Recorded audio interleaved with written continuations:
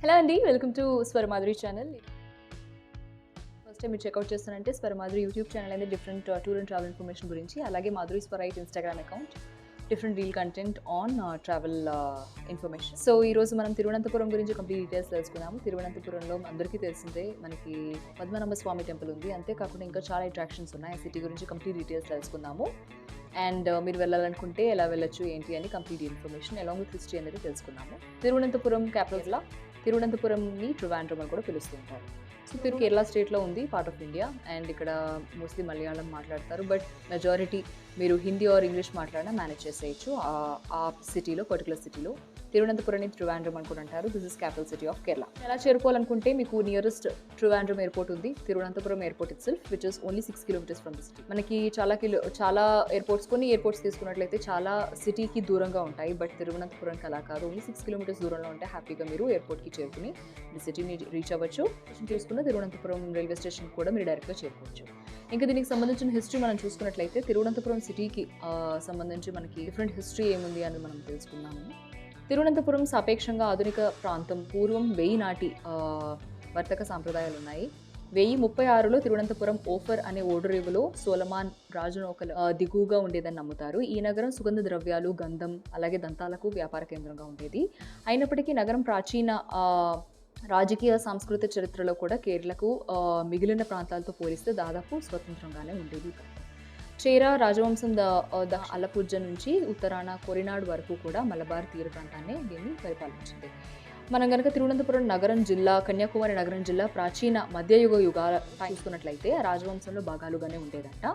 ఇది భారత ఉపఖండంలోని దానిలో ఉన్న తమిళ రాజ్యం. ఆ రాజ్యం వివిధ కాలాల్లో చోళులు, పాండ్యులు, దాడులను అనుభవించింది. తరువాత ఇది మధ్య యుగాలలో చేరిన వేయినాడుగా అయిందంట.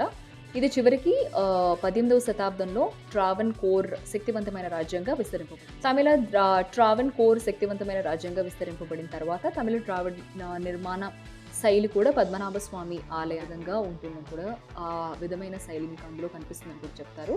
ఇది కేరళలోని ఉత్తర ప్రాంతాలలో దేవాలయాల నిర్మాణ శైలికి విభిన్నంగా కూడా ఉంటుందని, దీనికి సంబంధించిన ప్రత్యేక చరిత్ర అనేది మనకి తిరువనంతపురం గురించి తెలుస్తుంది. ఇంకా తిరువనంతపురం గురించి మనం హిస్టరీ తెలుసుకున్నాం కాబట్టి డిఫరెంట్ ప్లేసెస్ టు విజిట్ చూసుకున్నట్లయితే అందరికీ తెలిసింది, all over world wide famous, అది మన పద్మనాభ స్వామి టెంపుల్. నారాయణ అవతారమైన పద్మనాభ స్వామి టెంపుల్ అనేది మనకి అక్కడ ఉండడం జరిగింది. అక్కడ మొత్తం బంగారు ద్వారాలతో ఉంటుంది. అలాగే 3 ద్వారాలు, ఆ 3 ద్వారాల లోపల మన నారాయణ పద్మనాభ స్వామి అవతారంలో ఆయన ఉండే అవతారంలో మనం చూడొచ్చు. అక్కడ Padmanabha Swamy temple very very famous. Shri Padmanabha Swamy టెంపుల్కి ఓన్లీ మాత్రమే కాకుండా, విగ్రహం మాత్రమే కాకుండా అక్కడికి సంబంధించిన చాలా ప్రత్యేక విశిష్టత కూడా ఉంది. ఏంటంటే అక్కడ చాలా హిస్టరీ ఉందని, పురాతన కాలంలో ఉందని, అలాగే దాన్ని కట్టిన ఆర్కిటెక్చర్, మనకి అక్కడికి సంబంధించి ద్వారాలు కూడా ఉన్నాయి. ఎంట్రన్స్కి సంబంధించి డిఫరెంట్ ఎంట్రన్సెస్ ఉన్నాయి. వాటికి సంబంధించి కూడా ఎంతో ప్లాన్డ్ ఆర్కిటెక్చర్తో కట్టారండి. దానికి సంబంధించి మీరు అక్కడికి వెళ్ళినప్పుడు ఎంత ప్లాన్డ్గా దాన్ని మీరు ఎలా కట్టారని కూడా మీరు వెళ్ళి చూడొచ్చు, డిఫరెంట్ డైరెక్షన్స్ నుంచి. సో మనము టెంపుల్స్ గురించి చూస్తే దానికి ఉన్న చరిత్ర, దానికి ఉన్న హిస్టరీయే కాకుండా దాని ఆర్కిటెక్చర్, అలాగే దాని ప్లానింగ్ కనుక చూసినట్లయితే ఇప్పుడు సైంటిస్ట్ కూడా కొంతమంది చెప్పలేరు, అంత విజన్, అంత ప్లానింగ్తో కట్టినవి కూడా మన ఇండియాలో చాలా ఆలయాలు ఉన్నాయి. సో మనం వెళ్ళినప్పుడు డెఫినెట్గా వాటిని అబ్జర్వ్ చేయొచ్చు. ఇదే కాకుండా మనకి అక్కడ Kovalam beach, which is very famous. చాలామంది ఫారినర్స్ కంట్రీస్ నుంచి వస్తారు కోవలం బీచ్కి. అక్కడికి మీరు వెళ్తే మనం ఇండియాలో ఉన్నాం, వేరే కంట్రీలో ఉన్నాం కూడా అర్థం కాదు, అంతమంది ఫారెన్ పీపుల్ ఉండేది కోవలం బీచ్కి. It has very very speciality and it looks very beautiful అనమాట. చాలా మంచి బ్యూటిఫుల్ ప్లేస్ అది. అక్కడ లైట్ హౌస్ కూడా ఉండడం జరుగుతుంది కోవలం బీచ్ దగ్గర. And Bhagavathi temple, Mahaganapathi temple ఉంది. And magic planet, Chitra art museum or gallery, lighthouse నేను చెప్పాను కదా కోవలం బీచ్ దగ్గరే ఉంటుంది. నియర్ వైల్డ్ లైఫ్ శాంక్చురీ కూడా ఉంది. ట్రివాండ్రం జూ ఉంది, చాముండి దేవి టెంపుల్ ఉంది. సో మీరు పద్మనాభ స్వామి టెంపులే కాకుండా తిరువనంతపురం ఎన్నో major attractions like Kovalam beach and different places నేను చెప్పాను కదా లోకల్లా, అవన్నీ కూడా చూడొచ్చు. అండ్ ఇది చాలా స్పెషల్ ప్లేస్. కేరళ అనేది చాలా స్పెషల్ స్టేట్. అక్కడ చాలా అడిషన్స్ ఉన్నాయి. అక్కడికి సంబంధించి ఆయుర్వేదిక్ మెడిసిన్స్ దొరుకుతాయి, డిఫరెంట్ బాడీ మసాజెస్, స్పాస్ కూడా చేయడం జరుగుతుంది. సో ఇక్కడికి వెళ్ళారంటే క్యాపిటల్ సిటీ అయిన తిరువనంతపురం గురించే కాకుండా మనం డిఫరెంట్ ప్లేసెస్ గురించి కూడా తెలుసుకున్నాము. అక్కడికి వెళ్ళారంటే కేరళ స్టేట్ టూరిజం మీరు కవర్ చేయాలనుకుంటే మీరు వెళ్ళినప్పుడు తిరువనంతపురంతో పాటు మిగతా ప్లేసెస్ అన్ని కూడా కవర్ చేయాలనుకుంటే ఒకే షాట్లో మీరు కవర్ చేస్తారు. చూసారు కదండి, క్యాపిటల్ సిటీ అయిన తిరువనంతపురం గురించి, దానికి చరిత్ర సంబంధించి అన్ని కంప్లీట్ డీటెయిల్స్. ఇదే కాకుండా ఇంకా డిఫరెంట్ పుణ్యక్షేత్రాలు, ఇంటర్నేషనల్ టూర్స్ అండ్ ట్రావెల్స్ అన్నిటి గురించి డీటెయిల్ ఇన్ఫర్మేషన్ అయితే మా ఛానల్ అప్లోడ్ అవ్వడం జరుగుతుంది.